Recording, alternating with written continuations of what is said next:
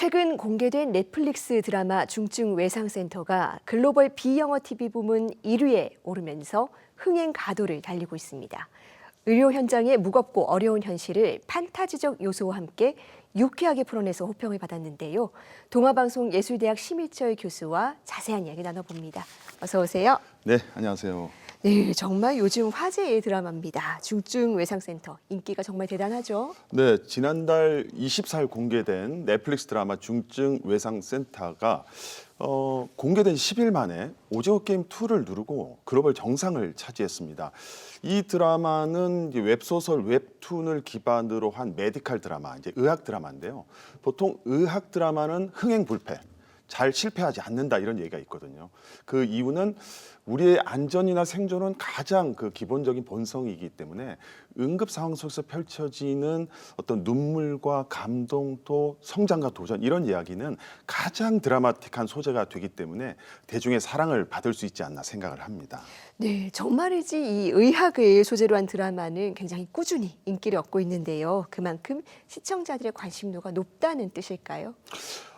네, 그렇습니다. 일단 뭐 메디컬 드라마가 많이 있었어요, 예전에. 그 원조격으로는 90년대 아마 기억하실 거예요. 청춘의 상징이었던 종합병원이라는 네. 드라마 인기가 많았고요. 네. 그 이후에는 김명민이라는 배우를 당대 최고의 스타로 만든 하얀 거탑도 좀 인상 깊었고, 그 다음에 뭐 굿닥터, 슬기로운 의사 생활, 또 뭐 낭만 닥터 김사부까지 한 10여 편 정도 있는데요. 이 작품들의 공통점은 주인공이 생명이나 응급을 다투는 외과 의사라는 얘기입니다. 근데 우리 현실에서는 사실 미용 관련 의사들이 인기가 많잖아요. 피부나 성형 부분의 의사들이 인기가 많은데 이런 현실과 드라마의 이 괴리, 또 하나는 요즘에 또 의대 입시율이 굉장히 높잖아요. 네. 이런 상황 속에서 이 드라마가 사회에 주는 이런 메시지가 대중의 공감을 얻지 않았나 이런 생각을 해봤습니다. 네, 여러 가지 메시지가 아주 절묘하게 얽혀 있는 것 같습니다. 특히 이번 중증 외상센터에 대한 관전평 중에서요, 이 몰입감이 굉장히 높았다라는 반응 많은 것 같습니다. 어떻습니까? 예, 이번 드라마의 성공 요인 중에 하나가 이 드라마는 이제 군더더기 없이 빠른 전개로 몰입감을 상당히 유지하고 있습니다. 그래서 시청자분들께서 한두 편 보려다가 밤새서 8편 다 봤다는 얘기도 있고, 저도 사실 뭐 모니터하다가 하루에 8편을 다 봤거든요. 보통 이제 저희도 비평을 하다 보면 좀 굉장히 이성적으로 접근을 하는데 저도 아예 볼펜을 내려놓고 굉장히 재밌게 본 기억이 있습니다. 그래서 이 드라마는 한마디로 뺄 거는 과감하게 빼고 추구할 것은 과감하게 추구한 그런 드라마가 아닌가 이렇게 생각을 합니다. 뺄 건 빼고 넣을 건 넣었다라고 말씀해 주셨는데 그렇다면 기존의 의학 드라마와는 어떤 점이 달랐습니까? 우선 이 드라마는 러브 스토리, 멜로 라인을 완전히 뺐습니다. 보통 그 의학 드라마는 피자 위에 그 토핑처럼 네. 기본적으로 멜로는 포함을 시키거든요. 근데 이 드라마는 중증 외상이라는 주제를 좀 선명하게 하기 위해서 이 달콤한 이 멜로를 뺐습니다. 그 대신 새로운 레시피를 추가를 했거든요. 바로 판타지예요. 그래서 이른바 메디컬 판타지란 새로운 장르로 대중에게 다가갔습니다.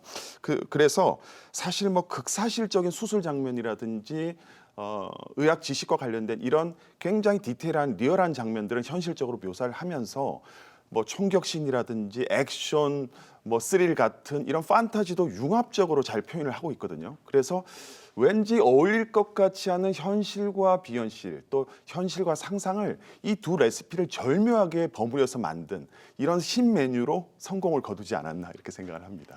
네, 현실과 판타지를 절묘하게 버무린 신메뉴.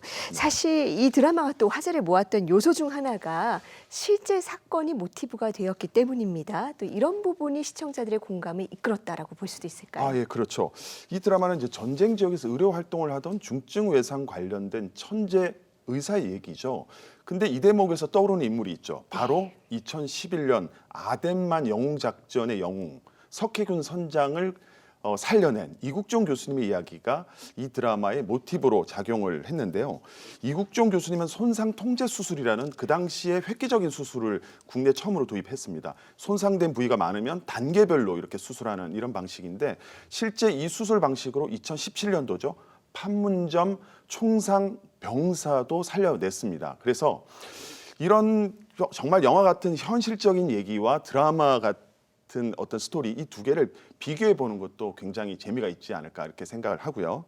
그리고 이제 이 드라마의 작가가 의사 출신이에요. 그래서 실제 본인이 의사가 되게 된 계기도 드라마 속의 주인공처럼 아버지와의 어떤 그런 뜻깊은 일화가 있어서 이렇게 의사가 되었고, 또 하나는 테이블 데스라고 해서 수술 중에 환자가 사망하는 이런 불가피한 아픈 경험도 이렇게 겪었다고 합니다. 그래서 사실 이런 의사로서 또 여러 가지 경험들, 고민들 이런 부분들을 잘 작품에 녹여 넣었기 때문에 때로는 만화 같은 스토리 속에서도 진정성 또 대중의 공감을 얻을 수 있지 않았나 이렇게 생각을 합니다.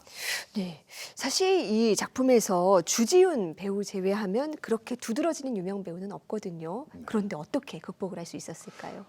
이번에 다 스타가 됐죠. 네. 사실 그 드라마 성공하려면 작가 또 연출 배우 이 삼박자가 다 맞아야 하거든요. 이 옥토와 같이 원작이 일단 중요하고요. 그 옥토에 씨앗을 심어서 잘 기를 수 있는 농부와 같은 연출력이 필요하고요. 마지막으로 배우의 연기를 통해서 꽃을 피우는데 이 작품은 삼박자가 다 맞았습니다.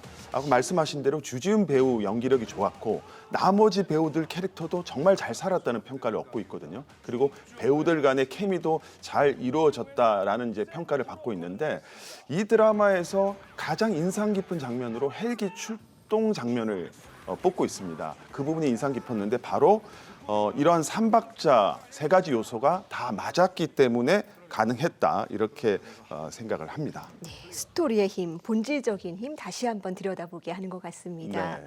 자, 그런데요, 이 드라마에서는 유쾌하게 풀었지만 사실 우리 의료 현장, 특히 필수 의료 분야는 너무나도 어려운 게 현실입니다. 이 드라마가 때로는 현실에 더 효과적인 메시지를 주기도 하는데 중증외상센터도 그런 역할을 기대해 볼 수 있을까요?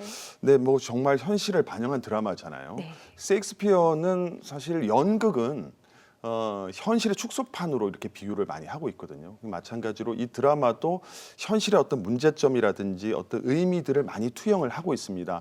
아시겠지만 며칠 전이었죠. 국가에서 지원받던 중증외상수련센터가 문을 닫을 뻔한 위기가 있었잖아요.